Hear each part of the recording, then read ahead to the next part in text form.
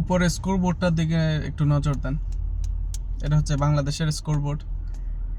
35 ওভারে under 120, crazy. বর্তমান cricket প্রেক্ষাপটে এটা অত্যন্ত হাস্যকর এবং জোকার টাইপ ব্যাটিং। দেখেন, বাংলাদেশ আসলে মনে হচ্ছে যে 200 রানের টার্গেটে আসলে ব্যাট করতেছে। 200 রানের মানে যে সেট, তারা টার্গেট দিবে ওয়েস্ট ইন্ডিজকে 200 রানে। এখানে একটা কথা বলি, অনেকে যুক্তি দেখাবেন যে উইকেট ধরে খেলতেছে, যে তাওহিদ হৃদয় যে 90 বলে 50 মারছেও, এটা আসলে ব্যাটিং বলে না, এটা হচ্ছে যে নিজের জন্য খেলা।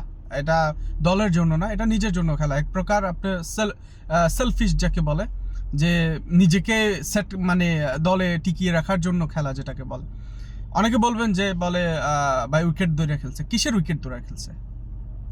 আপনি দেখেন, আপনি 3 উইকেট পড়ছে, ঠিক আছে, আপনি 15 বল 20 বল 30 বল আপনি ডট খেলেন, আপনি 2-4টা বাউন্ডারি মেরে কি কভার করতে পারেন না? আপনি অন্যান্য ইন্টারন্যাশনাল প্লেয়ারদের দেখেন, আমি 20 বল খাইছি, 20 বল ডট খেলছি, কিন্তু আমি 3-4টা বাউন্ডারি মাইরে আমি রান কভার করে ফেলছি।